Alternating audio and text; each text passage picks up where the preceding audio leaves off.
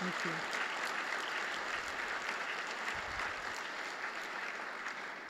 Thank you, friends. That means a lot to me personally, but we do this work in community, and that is for all of us. I like to think that in a small way, that accomplishment, that development has also helped to transform Ohio University, contributing to its betterment.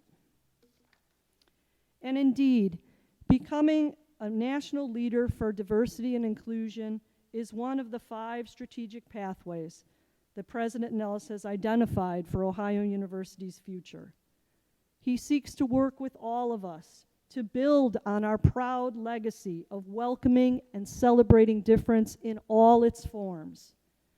In just a few minutes, President Nellis will deliver his State of the University address, in which he will highlight the progress that he has made during his first year on a wide variety of goals and provide a look ahead to our shared future.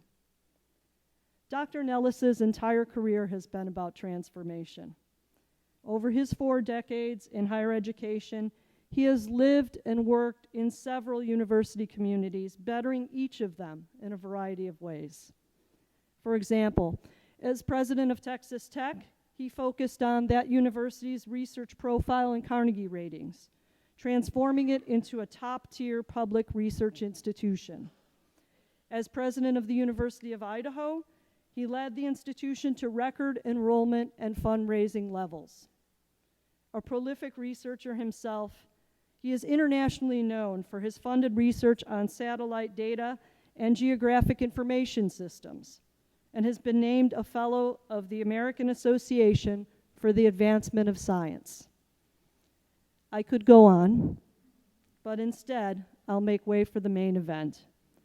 So members of the Ohio University community, it is my great honor to ask you to join me in warmly welcoming to the podium the 21st President of Ohio University, Dr. M. Duane Nellis.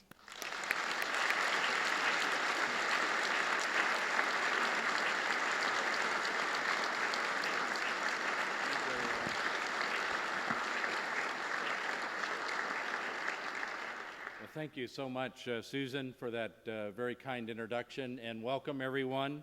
I'm so pleased to have you here for the 2018 Faculty and Staff Convocation, and I appreciate you being part of this celebration of the new academic year. As I look across the audience today, I see so many that have been instrumental collectively as we've worked to advance Ohio University to ever new levels of success. And again, thank you, Dr. Burgess, for your kind words. And we're honored, so honored, to have you amongst our most distinguished group of faculty here at Ohio University. Let's give her another round of applause. I appreciate her very much. Thank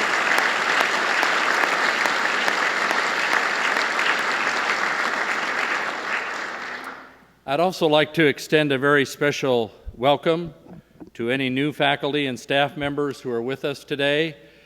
With the newest additions to our faculty and staff, please stand and welcome to the Ohio University community. Would you please stand, our newest members? Thank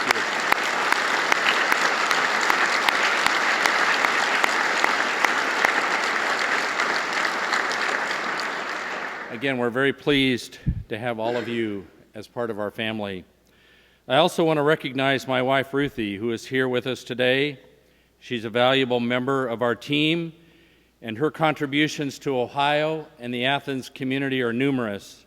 She continues to stand by my side through moves around the country, thousands of engagements, and many missed dinners over the years. A university president's schedule is a demanding one, and too seldom does my partner get the recognition she deserves for being supportive of me, in addition to all that she has accomplished in her own career. Let's give her a round of applause as well.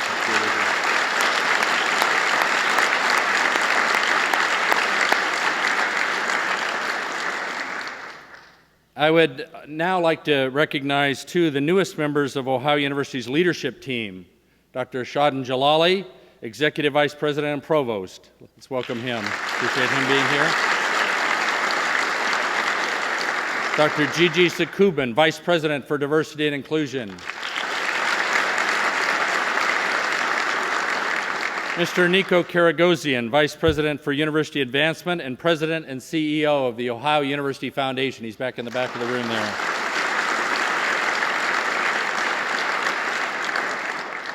I would also like to acknowledge those who've taken on new leadership roles this year. Dr. Elizabeth Sayers, Dean of University College and Senior Vice Provost of Undergraduate Education and Student Success. Is she here today? Yes, thank you for all that you do. Dr. Joe Shields, our Interim Dean, College of Arts and Sciences. There he is, right here. Dr. David Coons, our Interim Vice President for Research and Creative Activity and Interim Dean of the Graduate School, Graduate College, not here. Dr. Bob Klein, Interim Dean of Ohio University Eastern. Is Bob here today? Appreciate his leadership role. Carrie Griffin, Title IX Coordinator and Interim Director of ECRC. Carrie, appreciate all the good work that you do. And Dr. Carrie Bush has been named the University Americans with Disabilities Act Coordinator. Is Carrie here? Don't see her. But let's give them a round of applause anyway. I appreciate that.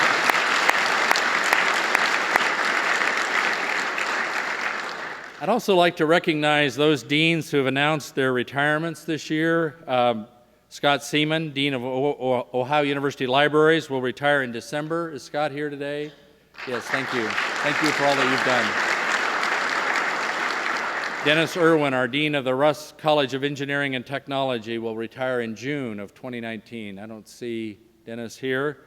And Dr. Bill Willen, Executive Dean for Regional Higher Education, will also retire in June of 2019.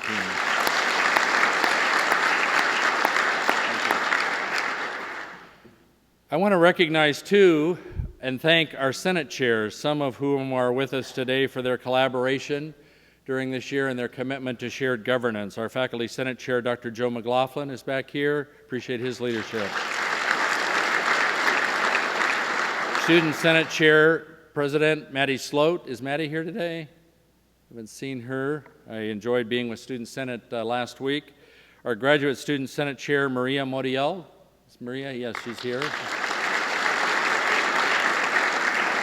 Classified Senate Chair Amanda Graham. Don't see Amanda here. And the Administrative Senate Chair Tim Epley. Is Tim here today? Yes, thank you for being here. And also a special welcome to the newest members of Ohio University's Board of Trustees, Trustee Eileen Shields. She's not here today. Our student trustee, Austin McLean. Is Austin here today? Don't think so. And Miss Casey Christopher is our new alumni representative to our Board of Trustees.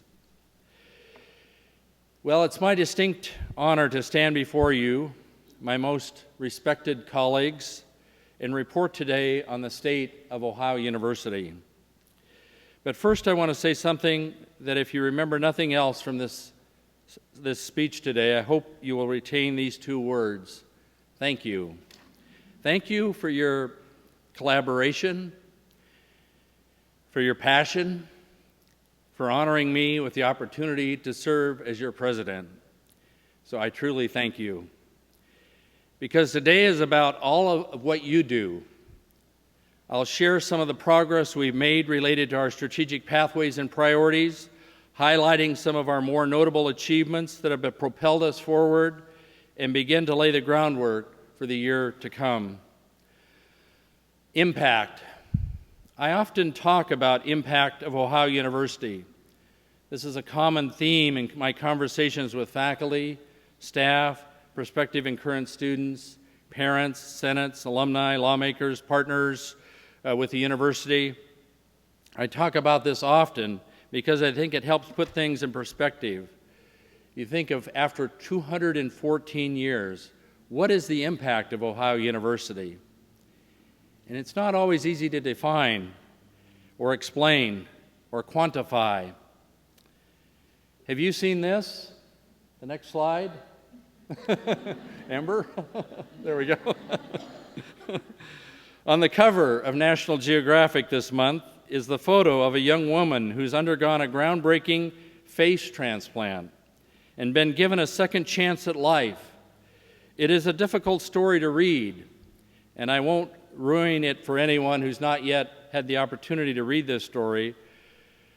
But do you know who the veteran plastic surgeon is who led this effort? Ohio University alumnus and Medal of Merit recipient Dr. Frank Palpe, who is currently the chair of the Cleveland Clinic's Dermatology and Plastic Surgery Institute, also deemed a health hero by WebMD for his work treating cluster headaches. That's what I mean when I say impact.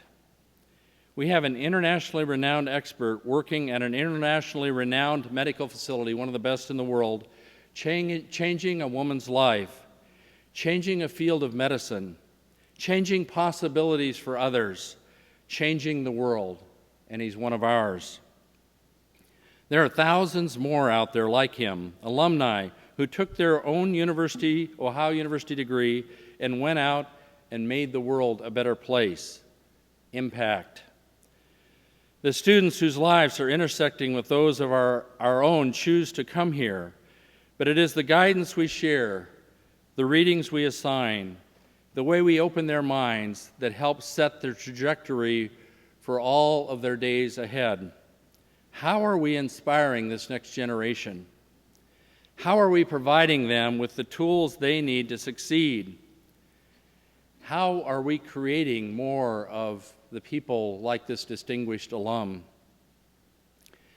As I walked through Walter Hall this afternoon, as I was coming in, I once again admired the beautiful stained glass windows that line the hallway just outside this room. Last year, I learned those windows were salvaged from the Ewing Hall before it was demolished, and it started me to thinking about what those windows represent. They, too, represent impact. Ewing Hall was named after one of Ohio University's first graduates, Thomas Ewing. He left Athens and devoted his life to public service, serving as a U.S. Senator, as Secretary of the Treasury, the first Secretary of Interior, and advisor to 4 U.S. presidents. Impact. Thomas Ewing used his Ohio University education for public service, and Joseph Carter Corbin did too. Mr. Corbin received his undergraduate and 2 graduate degrees from Ohio University and used his experience here and his love of learning to inspire free African Americans in the post-Civil War South. He left Athens to move to Arkansas, where he was elected state superintendent of public education and served as principal of Branch Normal College, which later became the University of Arkansas Pine Bluff. Last summer, we unveiled a historical marker for Mr. Corbin on our Chillicothe campus, because that's where he was born. Impact. Joseph Carter Corbin used his Ohio University education for public service. And then there's geologist Marie Tharp, who did too. As you know, and Susan mentioned in her introduction, my specialty is using technologies like GIS, remote sensing, and GPS to study the Earth's land surface. My entire career, I've been utilizing the revolutionary work of an Ohio University alumnus, and I never realized it until just recently. Marie Tharp earned her bachelor's degree in English and music with 4 minors in 1943 from Ohio University. But it was a geology class right here in Athens that first ignited a spark that would forever change the course of my profession and our understanding of science. Ms. Tharp used her liberal arts education from Ohio University to enter a male-dominated field where many of her discoveries were initially dismissed, even mocked. And famed ocean explorer Jacques Cousteau actually launched an expedition to try to prove her wrong. Nevertheless, she persisted, believing, yes. That's a great lesson for today, right? Believing her maps of the ocean floor were the only argument she needed, and in the end, she was right. This was revolutionary at the time. She mapped the ocean floor during a time when superstitions and sexism prevented women from even setting foot on a ship. Her work confirmed the theory of continental drift and plate tectonics. Her work mapped 70% of the Earth's surface at a time when no one fully understood what lay beneath the ocean depths.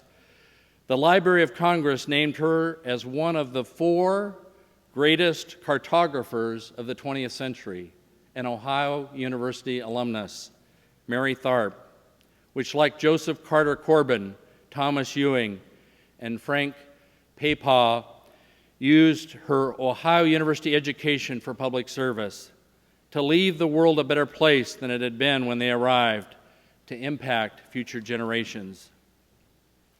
I believe this ethos of service is ingrained in our university culture. For further, more recent evidence, I cite the current sustainability efforts at Ohio University, for which we are nationally recognized. Our efforts to address the looming nationwide physician shortage or the opioid epidemic, the thousands of hours of service our students contribute each year towards the betterment of the Athens community, our basic needs initiative and the expanding food pantry in Baker Center that has been nationally recognized by the national media as helping to address the needs of not only our students, but the surrounding area, and the grassroots efforts that are happening at this very moment, in large part led by Student Senate President Maddie Sloat and her fellow students in response to the tragic string of sexual violence that has occurred on and around our campus. Bobcats Care, Bobcats Act, and Bobcats Impact. It's hard to believe that it was nearly a year ago that I stood before many of you in Templeton Blackburn Alumni Memorial Auditorium at my investiture ceremony and charted a new direction, living and laying out a series of strategic pathways and priorities, the culmination of months of listening, a listening tour that included engaging more than 1,000 internal and external stakeholders, both, again, inside and outside the great state of Ohio. The goals we outlined together as a community that day were ambitious: becoming a national leader for diversity and inclusion, attracting the best and the brightest students, and increasing our overall academic quality of the institution, building a university engagement ecosystem with enhanced levels of regional, national, and international impact and visibility, strengthening the university's public service mission. Ambitious? Yes. But attainable? Yes, as well. Over the past year, we have worked together to move these pathways and priorities forward, and signs of progress are visible everywhere. At this time, I'd like to detail some of these key accomplishments thus far. First of all, becoming a national leader for diversity and inclusion. The first step to becoming a national leader for diversity and inclusion was finding a true visionary to lead us in our stalwart commitment, and I believe we've found such a leader in Dr. Gigi Sakubin. Joining us in June, Dr. Sakubin has held over 100 meetings with community and campus groups. Based on those conversations, she has already begun to develop and analyze appropriate metrics for each major unit within the university. We've set a 5-year goal of increasing the number of diverse faculty and staff at Ohio University. And she's also begun to develop strategies that will target underrepresented populations in student recruitment and retention efforts. And she's extended the sphere of influence outside of the Athens campus to our regional campuses. For example, she's working with the regional campuses to establish lactation areas. Southern, Zanesville, Eastern already have created such areas. There are also plans to install a portable lactation room in the Convocation Center so new moms can nurse during athletic, commencement, and other major events in the Convo. And she plans to create a committee that will meet regularly to discuss diversity and inclusion efforts on the various campuses, and discussions are already underway about joint programming between Athens and the regional campuses. Last week, we announced Ohio University has received the National 2018 Higher Education Excellence in Diversity Award. Congratulations to Dr. Jason Pina, who served as interim Chief Diversity Officer much of last year, as well as the Diversity and Inclusion team who submitted the award application. This is an incredible honor for Ohio University, but it does not mean we've solved all of our problems, and there's still much work to be done. Today, it's my honor to announce that we're creating a Presidential Commission on the Status of Women here at Ohio University. This effort, being led by Dr. Sakubin, will centralize and catalog the work already being done at Ohio University and develop new strategies to identify key issues and solutions concerning women. Keep in mind all of this progress, and she's only been on the job since June 18th. Happy 3-month anniversary, Gigi, and way to hit the ground running. Appreciate that.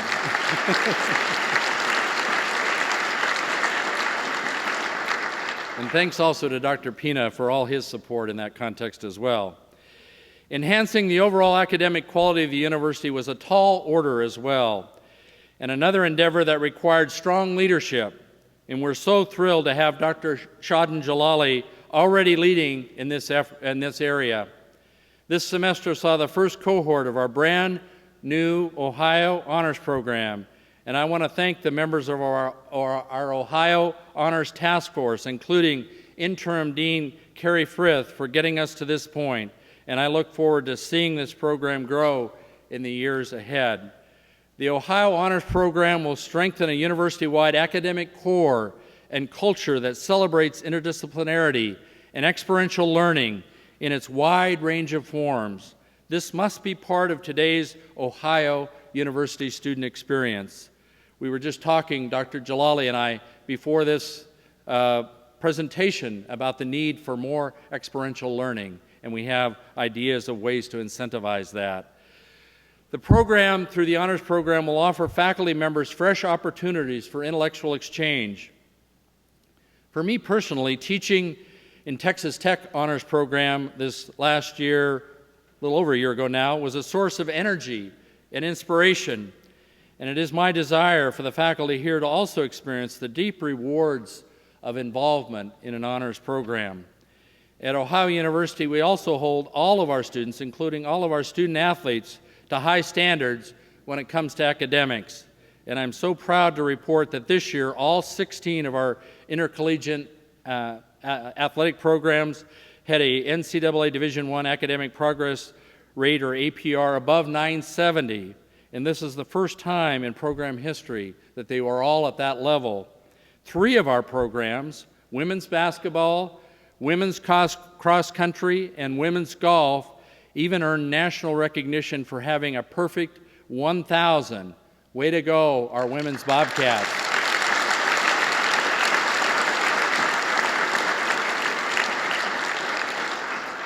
This year, a number of our academic programs received high rankings, including our sports administration program that was ranked #1 in the world for the 4th consecutive year, and our ceramics program ranked #3 best graduate program in the United States, just to name a couple of examples. The Rusk College of Engineering and Technology placed 36th in the nation for the best online graduate engineering programs in 2018. Our Voinovich School of Public Affairs, celebrating its 10th anniversary this year, jumped from 96th in the 2018 U.S. News & World Report's Best Graduate School rankings to 77th. The Patton College's online Masters in Reading and Literacy education degree program has been ranked among the top 25 for 2018 by Best Values Schools.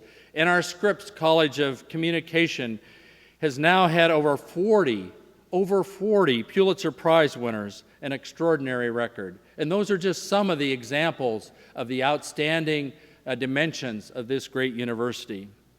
Regardless of whether we agree with the various methodologies or not, university rankings and other national recognitions can be indicators of progress if used carefully. We need to elevate our national profile, and I believe the success of increasing strong academic student recruitment and retention involves elevating our national profile. As I said in my investiture address, we need to better tell our story and define the distinctive value of an Ohio University education. Media recognition is important. Each mention builds our national reputation and enhances our position as a national research university, and reminds readers and viewers the world over that this is a place that is teaching people to make a difference in the world. Last year, our faculty experts were highlighted in various publications in almost every state in the country and on 6 of 7 continents. We're still working on Antarctica. In the coming weeks, we'll launch a national search for a new leader for university communications and marketing who will further advance our efforts to build our national reputation and visibility in today's multidimensional, complex media world. This person will lead our efforts to speak with one voice. We are a national research university, and we need a leader to help our name get out on more lips and in more minds, and truly validate the quality of what is Ohio University. Next, we need to become known as a place where dialogue and rigorous civil debate are institutional hallmarks.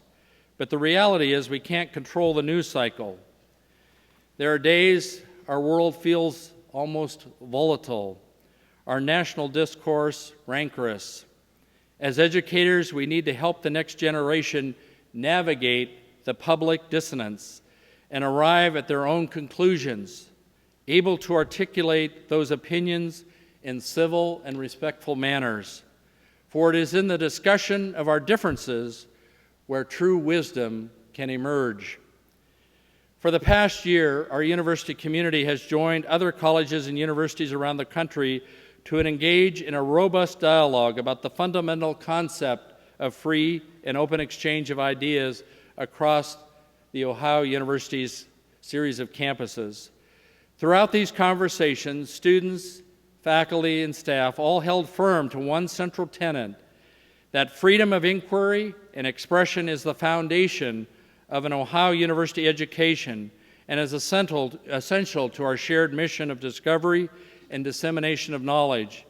At Ohio University, we didn't shy away from the difficult conversations, and we don't today, which is why I also created the Ohio Challenging Dialogues Task Force this year to create a campus-wide lecture series around difficult dialogues. Thank you to its co-chairs, Dr. Jenny Hall-Jones and Dr. Theodore Hutchinson, and other members of the task force for their commitment to this important pathway. Perhaps one of the most challenging discussions we have had this past year is that of financial sustainability. Since the earliest days of my presidency, we've had countless conversations regarding the financial challenges facing our institution. These challenges, while protecting and enhancing our academic core, have influenced most every decision we've made. This past academic year, I started Breakfast for Progress events to bring more than 120 of our leading people across the university, from every facet of our university, as part of our shared governance structure, to address challenging issues and enable Ohio University to emerge as a leader in critical national dialogue. One issue that dominated not one but 2 of our sessions this year was ensuring a sustainable financial future for Ohio University. Being one of the first public land-grant universities in the country, we pledged long ago to be good stewards of the public trust. This is not a responsibility I take lightly, so we have to get this right. It's crucial that we develop funding models and university budgeting processes that not only sustain the financial health of the university for the long term, but allows us to invest strategically in people, pedagogy, research, creative activity, and infrastructure in order to better serve our students and advance the academic core of our university to new levels of success and national and international prominence. I appreciate all who've had to make some very tough choices this year, and I do feel good about the future with our talented and capable Vice President of Finance and Administration, Deb Schaefer, at the helm, and with people like Associate Provost for Budget and Planning, John Day, and our University Budget Planning Committee. I know we're in the best of hands, and I thank you for your good work. Next, we need to enhance graduate student stipends and related benefits. That was a strategic theme that came out of my investiture last year. The investments we've been able to make already are making a difference. Some examples include investing in graduate student assistantships, creating 2 new Presidential Medal Awards for master's and doctoral students, increasing the subsidy for student health insurance for graduate students, and creating a parental paid leave of absence policy that became effective for graduate students this fall. I've greatly appreciated the partnership with Graduate Student Senate President Maria Muriel for ushering graduate student concerns forward, as well as the idea for the presidential medals. Thank you, Maria. I appreciate that. The intent is by investing in this critically important group of our students, we'll be able to improve the quality of life and help free them of some of their financial stresses, enabling them to focus on their research and scholarship, as well as serving in their other capacities. We must also strategically position Ohio University for higher levels of national visibility in research and creative activity. In my investiture address, I said I believed we're on the cusp of achieving higher levels of research success as we aspire to long-term higher levels of Carnegie recognition. And we continue to believe in that, and we believe that's part of our long-term future plans. Again, this is aspirational, and our current focus is bolstering and supporting research and creative activities. This year, we have many research and creative successes to celebrate. Far too many to list right now, but I wanted to highlight a few. John Kopchak, for example, a distinguished professor in the Heritage College of Osteopathic Medicine, was just honored by the Endocrine Society with one of its prestigious 2019 Laureate Awards, considered the top honors in the field of endocrinology. Several of our assistant professors received career grants from federal agencies, and these are very, very competitive. Ji Hua, an assistant professor of environmental and plant biology in the College of Arts and Sciences, received a 5-year, $1.9 million National Science Foundation career grant for his work on how plant cells remove old or abnormal proteins, with the implication for crop breeding and seed production. Zachary Massel and Hezhong Zhao, assistant professors of physics and astronomy in the College of Arts and Sciences, each received U.S. Department of Energy Early Career Research Program awards. These are $150,000 per year for 5 years, for each year $150,000, for their research in nuclear and high-energy physics. They were among only 84 scientists in the nation. You can think of the thousands of scientists that they're competing with from 47 universities, and there are over 4,000 public and private, for-profit, and not-for-profit universities and colleges in the United States to receive these awards in 2018. Several faculty affiliated with the university's Diabetes Institute received grants to support their research in health services in the last year. According to the American Diabetes Association, 1 in 11 Americans has diabetes. This is a perfect example of how Ohio University faculty are rising to solve real-world problems for the betterment of society. So congratulations to our Heritage College professors who are working in this area, like Vishwajit Puri, Elizabeth Beverly, Emily Guzman, Sonia Michael Najer, and Kevin Lee for securing funding to support their research in the diabetes arena.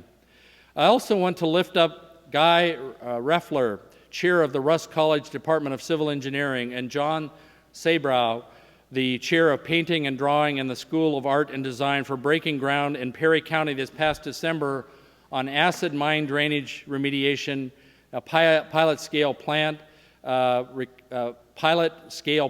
that is being used. The plant is like a remediation plant, not like a growing plant, that will use they're taking pollution off of these acid mine drains, and they're creating paint pigments that they're now marketing all over the world. It's an extraordinary story, a fine example of cross-disciplinary collaboration for the betterment of our planet and our society.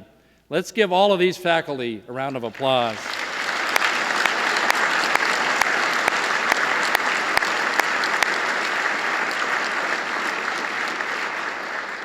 This year, Ohio University's internationally recognized paleontologists are helping to redefine the field of paleontology and our understanding of the past. Dr. Nancy Stevens, for example, is among the authors of a new research paper that may prompt scientists to change their long-held views of the evolutionary history of the island of Madagascar. It was Ohio University paleontologist who helped discover what the Washington Post referred to as the Holy Grail of dinosaurs, a well-preserved, school bus-length, long-necked, plant-eating dinosaur. This discovery revealed an ancient link between Africa and Europe, and it was Ohio University paleontologist who also found another new species of sauropod dinosaurs in Tanzania. We're a hotbed of paleontological research, and our researchers are bringing international acclaim to our institution, and we're so proud of them. Bravo, Nancy Stevens and your team. Thank you for all that you do. Let's give her a round of applause as well. And her team. Thank you.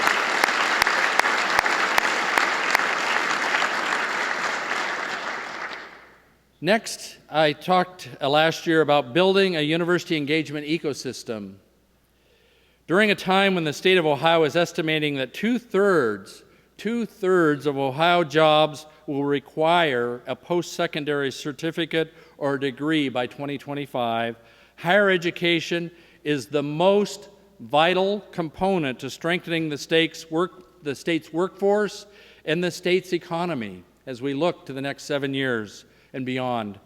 Ohio University is invested in the economic growth of the region and the state, and we're dedicated to building upon the university engagement ecosystem that was incubated long ago by forward-thinking Ohio University leaders like Dr. Will Conacher and Dr. Charles Ping, who in 1983 set the stage for more intentional economic development through the creation of the Innovation Center, the first university-based incubator in the state, and just the 12th in the nation at that time.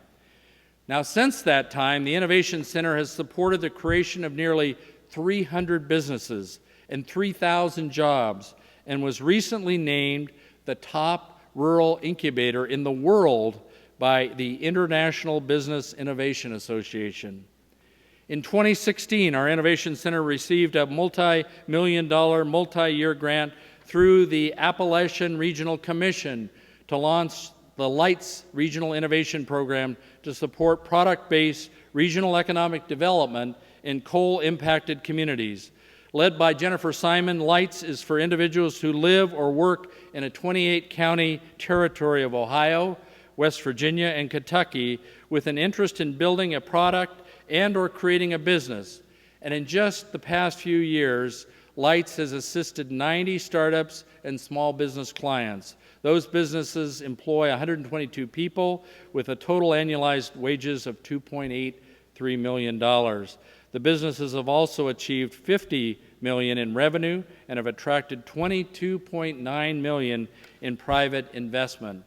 Building upon the momentum created 35 years ago, university leaders secured the Ohio Third Frontier funding to launch Tech Growth Ohio, Ohio University's 20-county Appalachian entrepreneurial service provider whose mission is to significantly increase revenue growth and capital investments in technology-based businesses. Since its inception 10 years ago, Tech Growth has assisted 1,800 entrepreneurs to generate more than $460 million in economic activity. For every $1 the state has invested in tech growth, we've generated $21 in return, a remarkable return on investment. I don't know what other state investment you can refer to that has that return except maybe Ohio University itself. But to gauge our progress in 2018, we conducted a comprehensive economic impact study, and we did this with a nationally recognized external group, so it wasn't us showing any bias directly. It was a national methodology.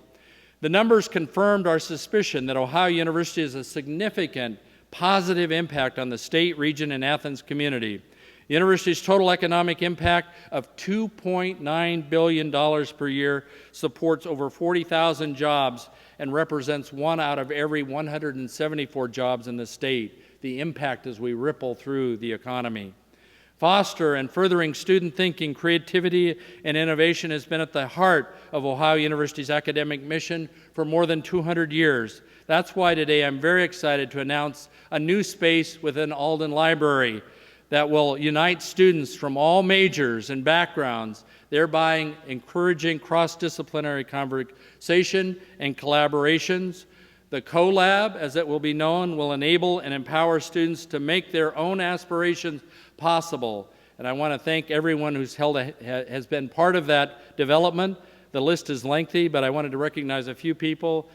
Special thank you to Trustee David Pidwell, students Faith Voinovich and Drew Stroud, and to Dr. Luke Pittaway for leading these efforts. This was a big year for Dr. Pittaway, by the way, personally too, because he was named Entrepreneurship Educator of the Year, a Lifetime Achievement Award by the United States Association for Small Business and Entrepreneurship. Congratulations to Dr. Pittaway.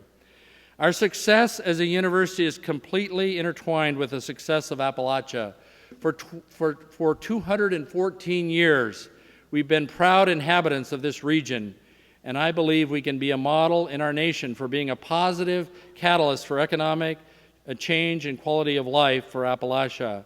This year, I created the Ohio Opioid Task Force to leverage our experts and develop a strategic plan that creates synergies to combat the opioid crisis. And I want to thank Deans Ken Johnson and Randy Leidy for their leadership with the Opioid Task Force. The group is already underway and doing significant work. One example of their good work that's being done in this area by the College of Health Sciences and Professions is the possible repurposing of the Hocking County Correctional Facility to offer a range of recovery services to treat drug addiction, a much-needed response to the current crisis, and I appreciate, again, all their good work. We must also strengthen the university's public service and outreach mission. As we strive to strengthen Ohio University's public service mission, we have a great example to emulate in our first graduate, Thomas Ewing. In my earliest months as president, I sought to better understand the footprint of Ohio University and the impact our regional campuses are having on their respective communities. This summer, I held business roundtables on all 5 of our regional campuses with business and community leaders throughout the state. To take these conversations to the next level and expand opportunities with corporations, I will soon announce the creation of a corporate engagement task force. This group will work with our alumni in these industry corporate entities to build a strong sense of ties to those corporations and create a sense of advocacy and awareness about Ohio University and our unique strengths within these corporations.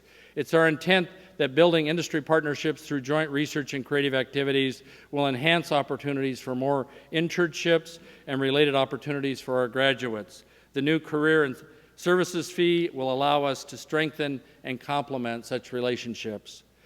The integration of our campus locations and networks is vital to regional and statewide success, and I want to thank Ohio University Southern Dean Dr. Nicole Pennington and Dr. Brad Cohen for co-chairing the Regional Higher Education Study Group. In just over a month, we will learn more about their recommendations as we seek to elevate Ohio University to serve as a national model for delivering an Ohio education for life. We need to strengthen global engagement efforts, but our engagement efforts extend, again, beyond the boundaries of Ohio and even the United States, and we need to remember that. This year, we've welcomed delegations from places like Chubu University for my investiture, the Pontifical Catholic University of Ecuador during International Week, and also our partners from Leipzig and UITM, our partner university in Malaysia. This early December, I will travel with Dr. Edmonds to Malaysia to sign a memorandum of understanding with the Malaysian government and attend a lecture where the keynote speaker, circling back to one of my earlier comments, our own Fine Arts College professor, Dr. John Sabrow, will discuss his innovative process that converts acid mine drainage into paint in front of this international audience. The educational experience at Ohio University is greatly enhanced by the diversity of our campus community, and we want to continue to increase our international student recruitment and retention and have strategies that will yield success. And I'm pleased to report that we're up slightly this fall in international enrollment, despite many universities nationally experiencing significant declines. And I think that's something that we should celebrate, that we're up and we want to continue to grow that rich part of our university family. We also must strategically reconnect with our over 237,000 alumni base. With that many alumni, and they're passionate, scattered around the world, we have to increase our efforts in all ways to capture this powerful and passionate group. Our new Vice President for University Advancement, Nico Karagosian, is leading the way, and I'm so thankful for his leadership. Nico also hired Erin Essick-Kopp as the leader of our Alumni Association, and she too brings a record of innovation and strategic engagement with alumni that will position us to make greater advances in connecting with our alumni in new and meaningful ways. Last fall, as you all know, I launched a monthly communication that goes out to our current students, faculty, staff, as well as our alumni, called the First Friday Letter. This email is centered around specific themes and provides recipients with news to use. And I want you to use that information. I know our alumni are using it, so they can spread the good word of all the great things that are happening at Ohio University. At my investiture, I also announced the creation of the Presidential Leadership Society, a group of high-achieving students who attend alumni gatherings with me and Ruthie, as well as other engagements. These students attended a total of 22 different events this last year, and were an important part of our university community. And we have now, this year, 23 new undergraduates and 6 graduate students that have joined the Presidential Leadership Society as we focus in using this cohort strategically in broadcasting the successes of our students and engaging with our alumni base. It's important for us to maintain ties to our alumni because this group is some of our most ardent supporters. You've probably heard me comment before that I've never encountered such a loyal and passionate group of alumni that I have through the experiences here at Ohio University. I believe it's incredibly telling that so many of our faculty and staff are also former Bobcats themselves. This is a testament to the lure of this singular place. Would the faculty and staff in this room who are alumni of this great institution please stand? Those of you that are alumni, and let's give them a round of applause.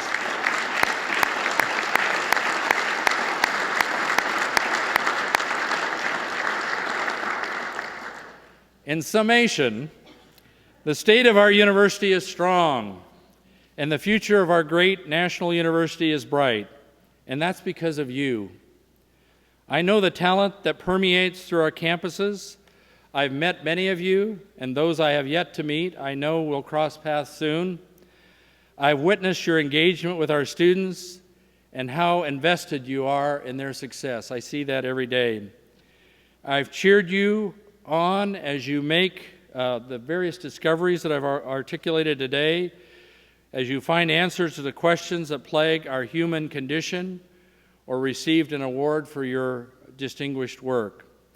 I've engaged with you and listened to your thoughtful ideas about how we can achieve our financial and academic success while advancing the university to new levels of recognition. And what is very apparent is that you are the Ohio difference. I hope you realize the impact you're making in the lives of our students, in the vibrancy of our region, in the betterment of our society. And our society is calling on us to continue to be the difference and to make an impact. Higher education has perhaps never faced as severe a test as it does today. Maybe not since the beginning of our republic, when the very notion of public education for all citizens was too progressive for many to accept. At its best, higher education produces not only skilled additions to the workforce, but more importantly, lifelong learners and engaged citizens in our democracy and in their communities. Engraved into the class gateway that I walk past frequently are the words of the United States Northwest Ordinance of 1787. Religion, morality, and knowledge being necessary to good government and the happiness of mankind, schools, and the means of education shall forever be encouraged. Our founders understood our impact on society. They cared deeply about higher education as a means to shape the future leaders of the Republic. They recognized the necessity to have a more educated citizenry, capable of self-governing in order for our nation to survive. The onus of this now lies with each of us. Who among us can refuse such a calling? Certainly not I. Thank you all for joining us this afternoon, and thank you again for your tireless work that you do every day here at Ohio University. And please feel free to stay around for a bit and enjoy some refreshments as we reflect on our collective successes and strive to make Ohio University ever greater. Thank you very much.